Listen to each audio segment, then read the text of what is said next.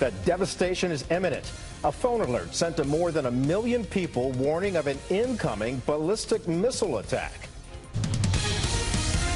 Residents and tourists waking up to this alarming message on their phones. Ballistic missile threat inbound to Hawaii. Seek immediate shelter. This is not a drill. Minutes passed before officials issued a clarification. Hawaii Governor David Ige trying to get to the bottom of it. This should not have happened. We are investigating the sequence of events that occurred. An error was made in emergency management, which allowed this false alarm to be sent. We have Fox team coverage on this. Phil Keating has White House reaction from President Trump's Florida estate. But we begin with Brian Yennis, who is following this developing story from our New York City newsroom. Brian? Kelly, look, this all began at 8:07 Hawaii time when that alert was sent out. Let's put it on the screen again so people can see it. Ballistic missile threat inbound to Hawaii. Seek immediate shelter. This is not a drill. This is the text message that 1.3 million Hawaiians got this morning. This is not a drill. The emergency alert system also went out on television and radio. This is what it was like to be in Hawaii this morning when that emergency alert system sent that. The Hawaii Emergency Management then after that, it took them an additional 20 minutes to send a tweet that was a false alarm. But once they sent this tweet out, the word started getting around. Take a listen to this. Yes, central to all units, according to state warning point, it's just a drill. Central to all units, it's just a drill. Yeah. That was the police scanner, so police finding out that it was just a drill. But again, it took 38 minutes from when that first push notification was sent saying that there was an inbound ballistic missile coming to Hawaii for when the new text message was sent out saying that there is no missile threat or danger to the state of Hawaii. Repeat, false alarm. The governor of Hawaii and the head of Hawaii's emergency management wrapped up a press conference just about a half hour ago, and they said this was all a result of human error. Someone during an internal drill hit the wrong button on a screen, which allowed for these messages to be sent. And not only did this person hit the wrong button, when they were asked if they really wanted to do this, a prompt came up. They hit yes again, and that is why everyone got these messages. Take a listen. There was no automated way to send a false alarm cancellation. We had to initiate a manual process, and that was why it took a while to notify everyone. The consequence of this is obviously bad. I'm working on credibility now because we've worked so hard to get this in place. That's why I want to tell the public right now is, again, this was a mistake on our part. But don't let that stop as far as the preparation and the warning time. And they've already instituted changes, Kelly. They say now it takes 2 people to initiate that alert, not just 1. And they're now also looking into why not everyone got a cell phone emergency alert. Another big concern in case this was actually the real deal. Absolutely. Brian, what's been the reaction so far on social media? Well, we've been getting firsthand accounts all day. Look at this tweet. This is from Mr. Peterson, sent out about, 10 minutes after the initial alert. Under mattresses in the bathtub with my wife, baby, and in-laws. Please, Lord, let this bomb threat not be real. Another tweet from someone also on Hawaii saying, quote, from Sydney, people were sheltering in the basement. People were crying and holding each other. It was actually scary for a few minutes. And then there's just outrage from senators and representatives alike. Senator Brian Schatz saying again, false alarm. What happened today is totally inexcusable. The whole state was terrified. There needs to be tough and quick accountability and a fixed process. And if you look at this video, this has been going around all over social media. A video that originated from Snapchat. It's a man telling a child to climb down a manhole following this false alarm. Incredible. This is how real it was for people. Yeah, it was a false alarm on the text, but it was very real for people for about 38 minutes. Someone there trying to legitimately save a child's life by climbing into a manhole. Again, this is 20 minutes from launch, if there were to be a launch from North Korea, to landing in Hawaii, just 20 minutes. And people are advised during that time, they only have about 10 or 12 minutes to react. And the best bet is to stay inside or to find cover wherever you are, including even laying down on the ground if you're driving. So a lot of questions, a lot of eyes open after this. this event today, Kelly. Yeah, and people still searching for answers. Brian Yennis, thank you for that report. The stark reality still unfolding. President Trump getting briefed on the situation in Florida, where he's spending the weekend at his Mar-a-Lago resort. Phil Keating is reporting from West Palm Beach near the president's home. Phil, where was the president when all of this went down? Well, President Trump was still at his Trump International Golf Club just down the street, enjoying 18 holes of golf and also discussing China, NAFTA, and trade in general with his U.S. trade ambassador. And then suddenly that quite terrifying alert via email, social media, and cell phones went out to everybody that was subscribed on the islands of Hawaii. A 20-minute false alarm, as it turns out, and for those Hawaiians receiving these alerts via cell phone, it took a full 38 minutes for the false alarm to come through. In that time, what else could anybody believe other than an incoming intercontinental missile, possibly nuclear tipped, was on its way to Honolulu? Clearly very terrifying for anybody who was paying any attention to this that early in the morning.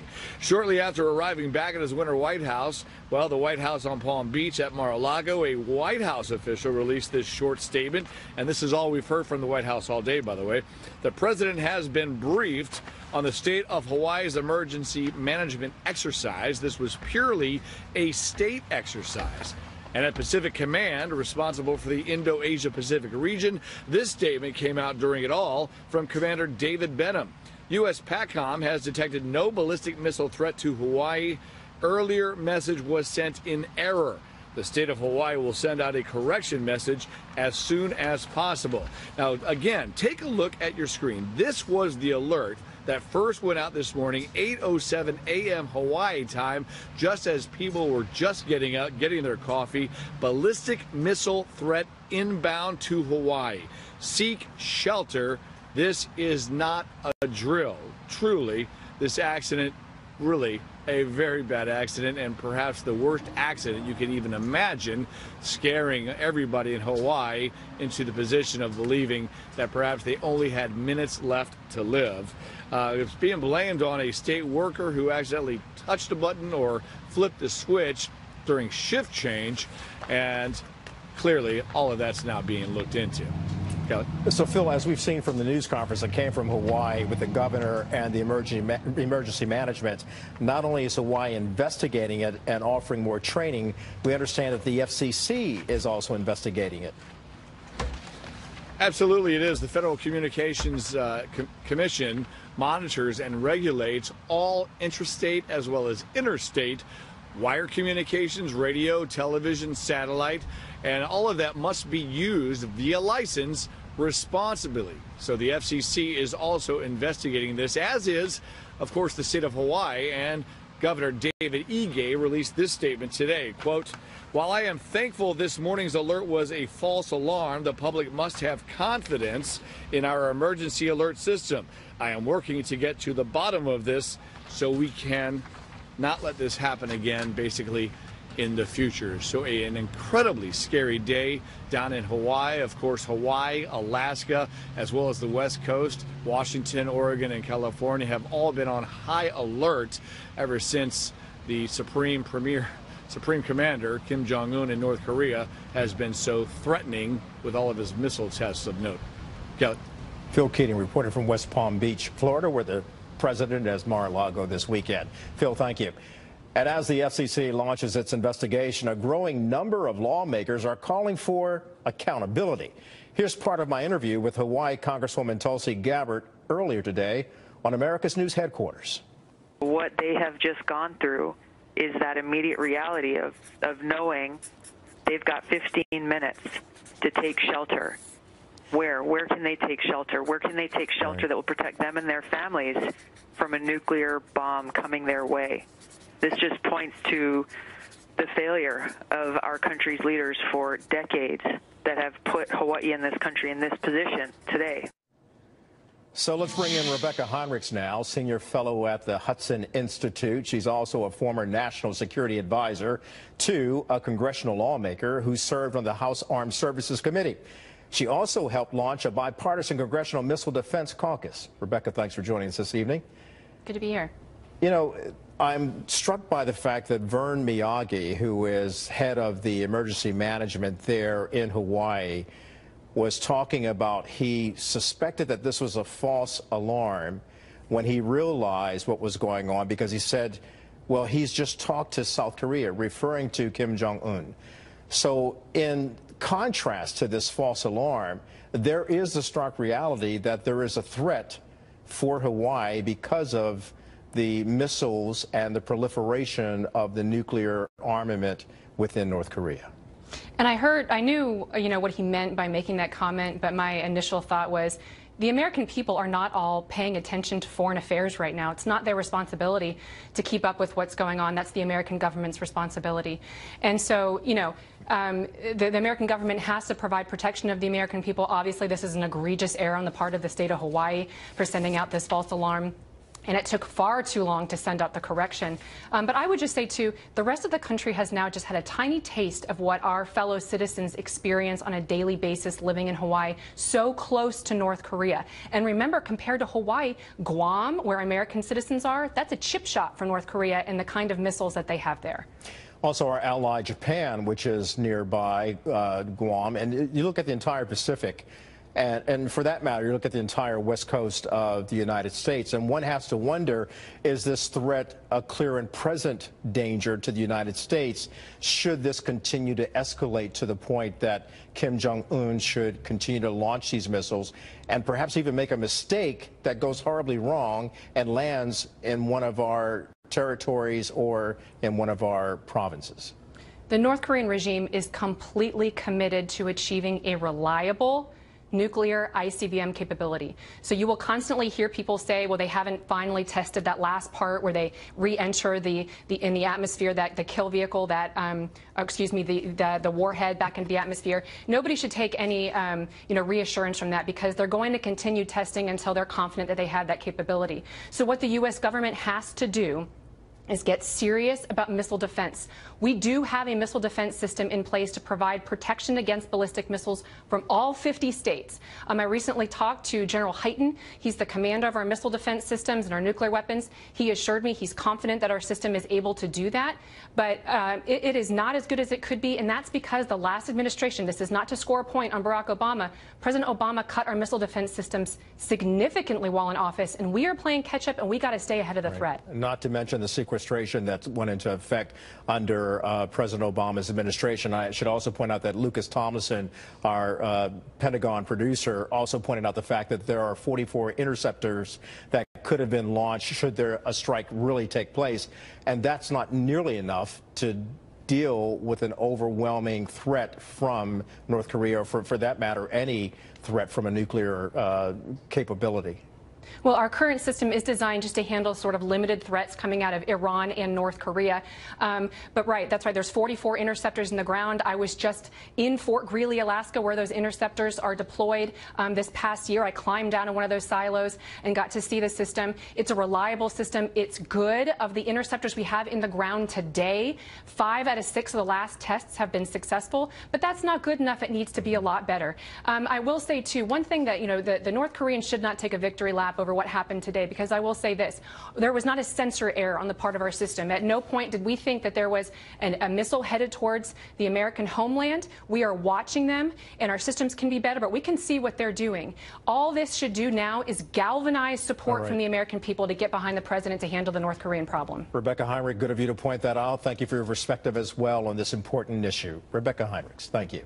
Thanks. Also coming up with the Fox Report, other major story developments we're following, including President Trump threatening to withdraw from the Iran nuclear deal in the future if his conditions are not met for a new agreement. What Iran is saying and why the situation has several other world powers concerned. Plus, the situation remains dangerous after those deadly mudslides in California. Iran taking a hard line with the U.S., saying it will refuse any changes to the 2015 nuclear deal. President Trump reluctantly extended the accord yesterday, but vowed to pull out in a few months if his demands are not met. The president's position now prompting concern from the 5 other world powers involved in the deal. Kitty Logan reports from London. Hi, Kelly. Well, the Iranian Foreign Ministry issued a statement today saying it won't accept any changes to the nuclear deal at any stage. Iran's Foreign Minister Mohammad Zarif met with EU officials in Brussels on Thursday.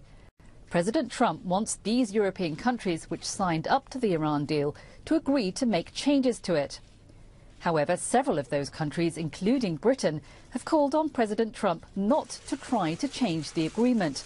Mr. Zarif tweeted a response too, saying the suggestion to amend the accord was, quote, an attempt to undermine a solid multinational agreement. The Iranian nuclear deal was agreed in 2015 after many months of tough talks. China and Russia have also signed up to it. President Trump has often criticized the agreement, and Iran has also accused the US of not fully complying with it. Iran has always maintained its nuclear program is for peaceful purposes, and it says, although it intends to stick to the deal as it stands, it might not do so if it's changed. Yesterday, President Trump extended the suspension of economic sanctions against Iran, which, in terms of the deal, are in return for Iran not developing its nuclear program. But he's warned the US will eventually pull out if other countries don't agree to amendments. And yesterday, the US imposed new sanctions on Iranian officials. This is because of Iran's development of an intercontinental ballistic missile program, as well as allegations of human rights abuses. Iran says it will retaliate. Kelly? Kitty Logan from London, thanks. Representatives from North and South Korea have agreed to meet 2 days from now for follow-up talks on next month's Winter Olympics. That's the word out of Seoul today. The meeting at the DMZ comes less than a week after the two nations held their first face-to-face talks in 2 years. That's when the South agreed to host a delegation of athletes from the North. Monday's talks could determine how closely the two countries will interact on the world stage, now less than 4 weeks away. Much more coming up on the false alarm in Hawaii. We'll break down the timeline from the moment this message first went out to when officials issued their first correction, plus new revelations on the worst mass shooting in U.S. history that took place last October in Las Vegas.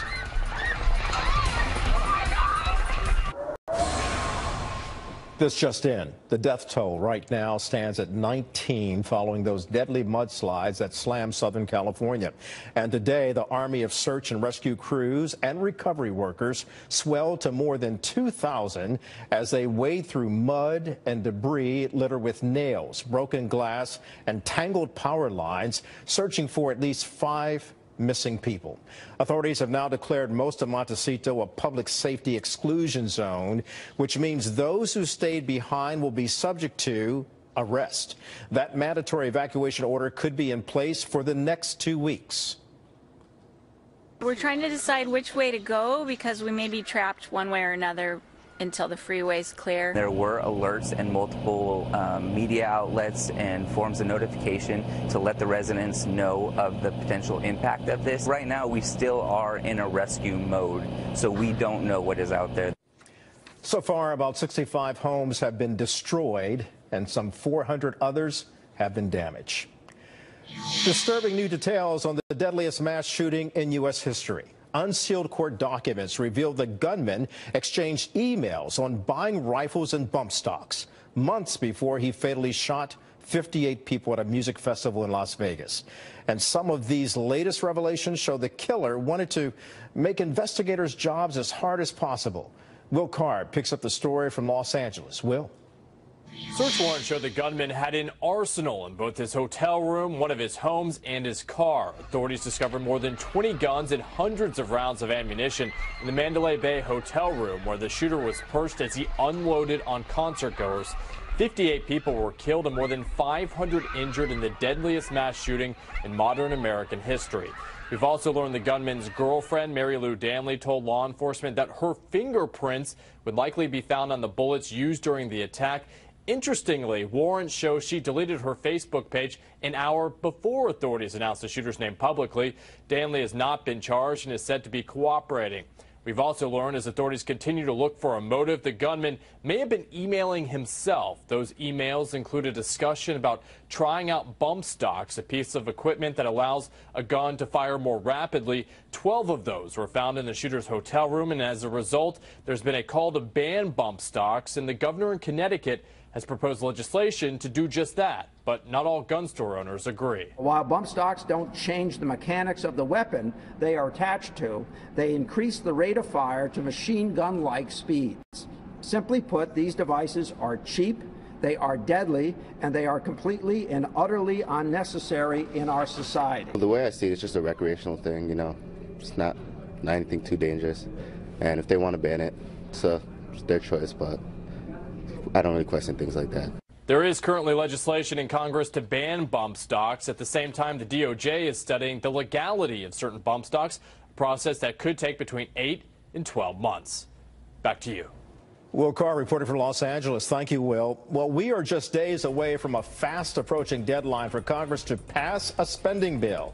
And a deal on DACA remains a key sticking point. The president tweeting today that Democrats are getting in the way. Now they're responding. But the question looms large. Can both sides find common ground? Also, back to our top story about a frightening wake-up call for people in Hawaii as this false alarm rattles the entire state. So what was our military's reaction at the time of this alarm? A report from the Pentagon next. This is regrettable. It won't happen again because the criticality of the time on this type of event and the credibility of this alarm going out is critical for us saving lives.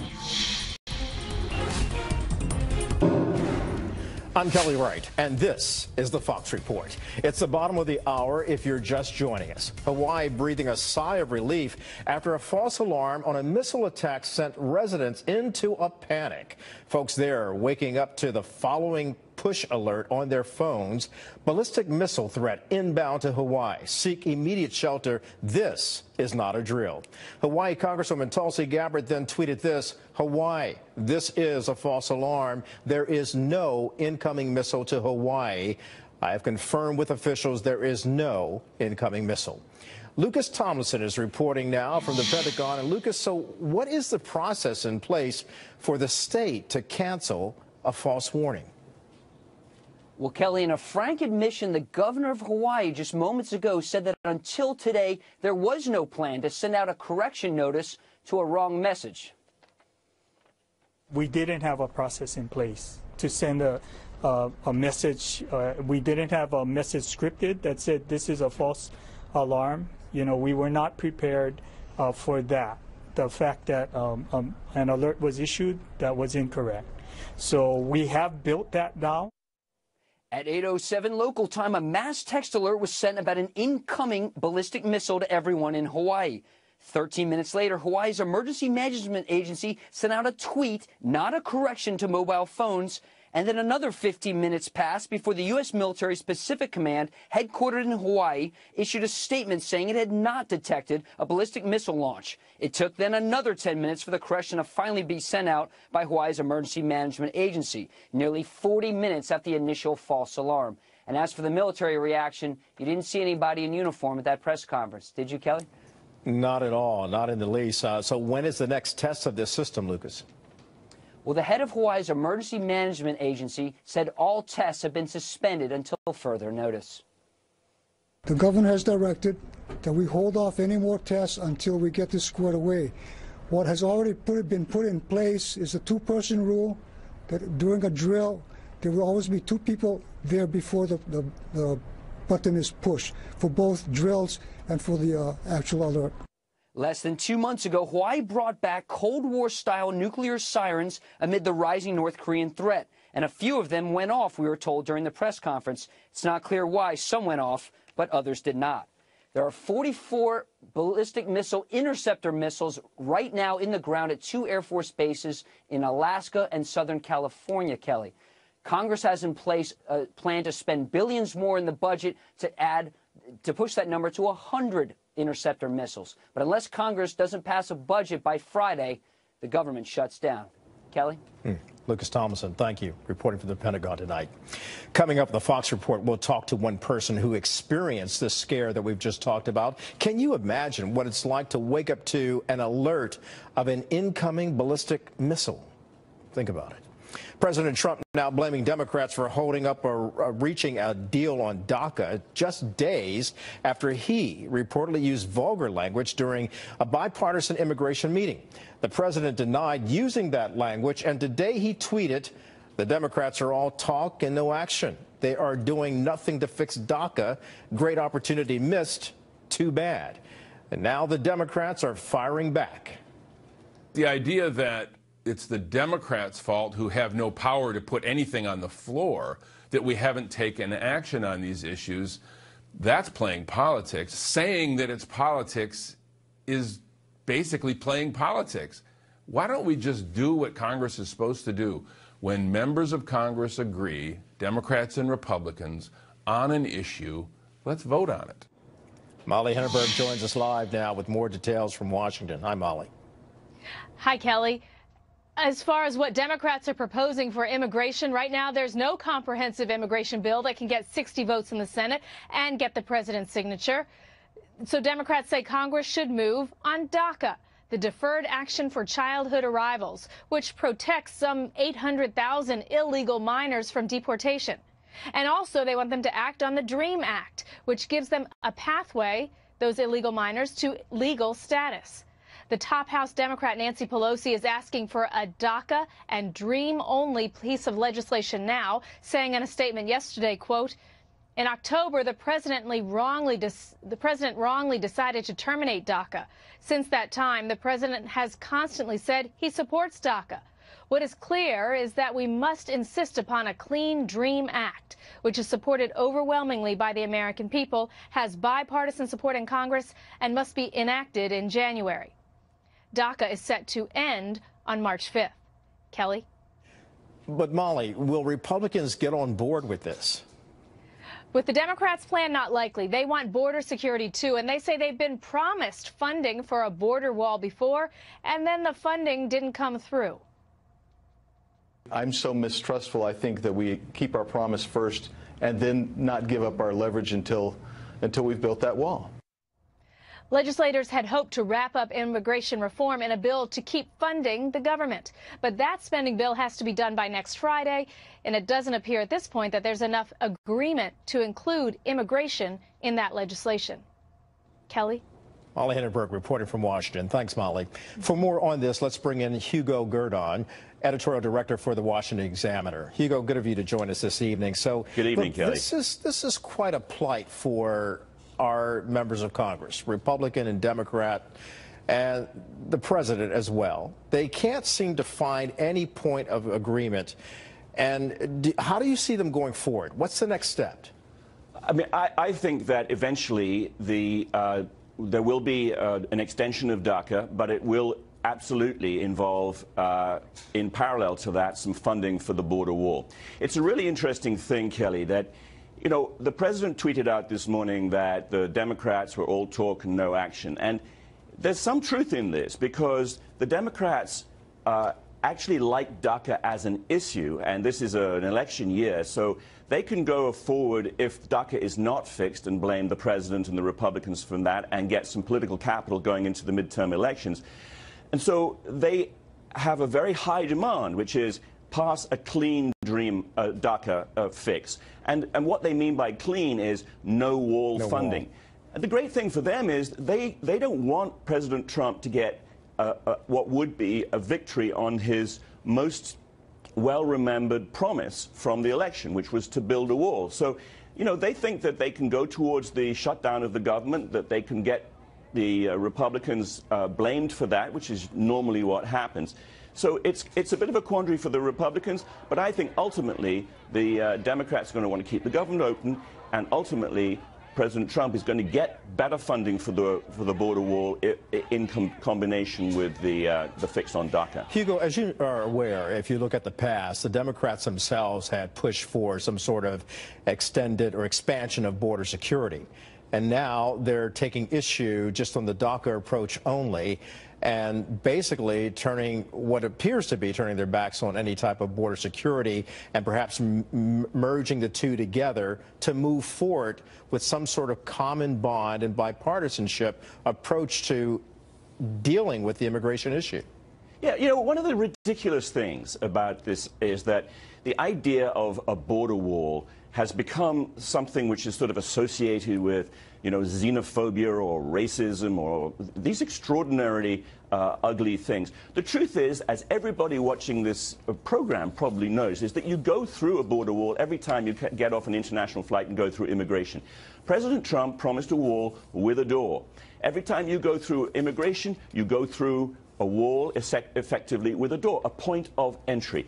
The building of a wall does not stop points of entry. It just makes sure that people enter the country through those points of entry rather than across, you know, other parts of the border where they're not entitled to cross. So there's a lot of demagoguing here by the Democrats. And I think that, you know, the president won and he campaigned for the presidency saying build a wall and have a door in it. So everybody knows that that's a reasonable thing. And ultimately, I think the Democrats are going to have to fund that. We will see how much politics continues to play a role in that. But let's turn to another issue where it's also political, but it's also global, and that is the deal with Iran. The president going ahead to agree with that for the temporary moment, but then moving on to, in fact, he's given it until May. And he wants some changes. He's demanding those changes, and Iran is vowing to reject those changes. So is it likely the president will get his way? And if he does, what are the implications?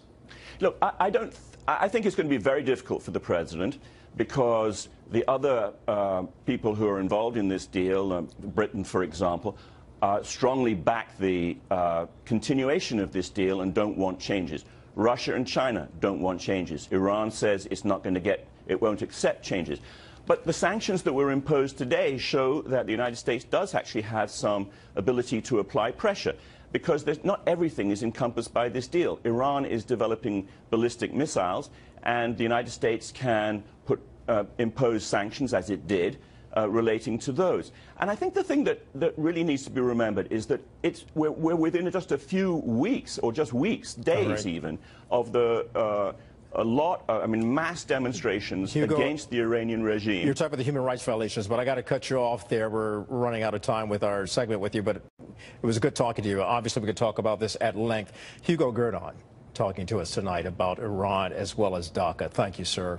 Thanks, Kelly. All right. A series of attacks targeting churches in a country that's just days away from hosting Pope Francis. We'll have the details straight ahead. Plus this new video here on the Fox Report showing the panic people in Hawaii were dealing with after that false missile alert. One family taking drastic measures, seeking refuge beneath a manhole. This as officials in Hawaii try to explain what went wrong. Coming up, more firsthand reaction to the chilling events. This change in shift routine happens 3 times a day, 7 days a week, 365 days out of the year. And for the most part, it occurs flawlessly.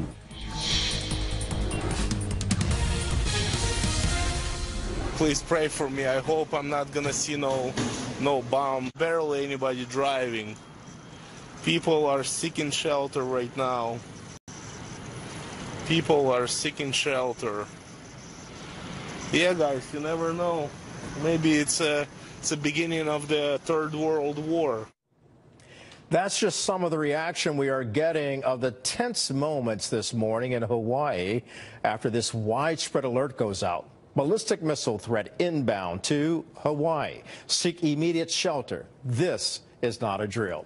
Joining me now by phone is Gary Michel. He's the father of one of our bookers here at the Fox News Channel. He lives in Waikola Village, which is on the Kohala coast of the Big Island.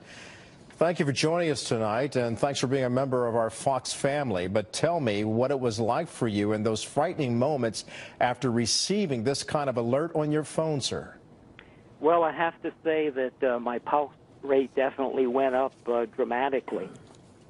We were awakened by this really loud audio alert that had, again, an unusually loud tone to it. Picked up the cell phone when we saw a ballistic missile threat inbound to Hawaii. My first reaction was sort of the classic fight or flight. You know, do you leave? Do you stay? When I finally kind of calmed myself down a little bit, I've been an amateur radio operator for many, many years, so I tuned in to Radio Chatter, and after about 15 minutes, the word went out that it was not real, that it essentially was a false alarm, but unfortunately the local population here didn't get the word out until maybe a half hour later. But there were definitely some really terrifying moments there. Yeah, we've seen some images of those terrifying moments, how people were just panic-stricken and a state of pandemonium. When you got word through your radio operations, your ham radio operations, were you able to go out into the streets and perhaps warn people, hey, this is not the real thing, it's false? Well, we live in a fairly quiet neighborhood in Waikoloa Village, and it so happens that both of my neighbors are out of town, and my wife went to the front of our property, and there really wasn't anyone to be seen, so no, we really didn't have time to alert our neighbors. Gary, while it is a false alarm, it also pretends of a stark reality, and that's the fact that there is indeed a nuclear threat due to the nuclear capabilities or the growing and escalating nuclear capabilities, as well as tensions of North Korea and the United States, and the fact that Kim Jong-un has expressed his desire to be able to build up his nuclear armament and be capable of sending ballistic missiles into the United States. Hawaii would be in direct range of that, as well as Guam and other territories belonging to the United States. Your concerns about that, sir? Well, naturally, like everyone, we're concerned about any kind of threat to Hawaii, being tsunami threat or hurricane or earthquake.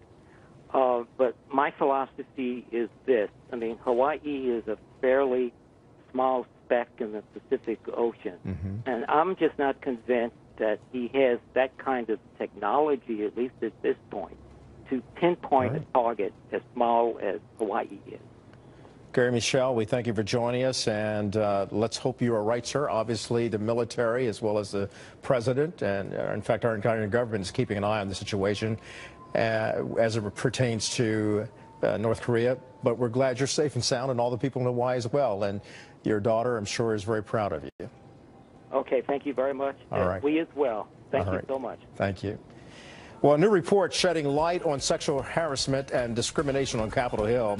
Just how much of your tax dollars have been spent on settlements over the years? You'll find out next.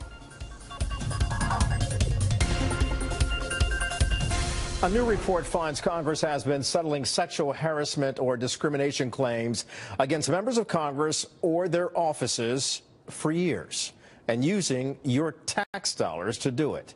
Caroline Shively has the details.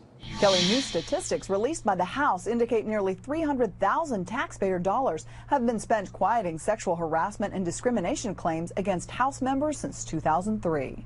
Here's a look. 27,000 was paid out between 2003 and 07, then a big jump between 08 and 2012 with 174,000. Then 91,000 from 2013 to last year. We don't know who got the payouts because staffers had to sign a non-disclosure agreement to even start mediation to get that money.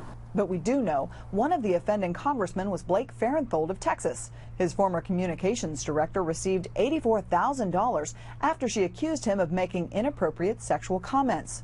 Farenthold announced he's not running for re-election. He also promised he'd pay the money back, but earlier this month said he's waiting to see what changes the House makes to the act governing payouts before he writes that check. Farenthold is one of 4 lawmakers in the House who've resigned or announced they wouldn't run again after being accused of sexual harassment or discrimination. House lawmakers are set to introduce a bill in the next few days that makes the process of reporting misconduct on the Hill more transparent. It's bipartisan and will come up next week, and that addresses what's happening in Congress. Our next responsibility is to and we could do that more quickly. The next responsibility is, I call it the Rosie the Riveter, addressing the concerns of women in the workplace. These numbers leave out a lot. This only covers claims in the House. It doesn't include payouts from individual congressional offices, only tax dollar payments from the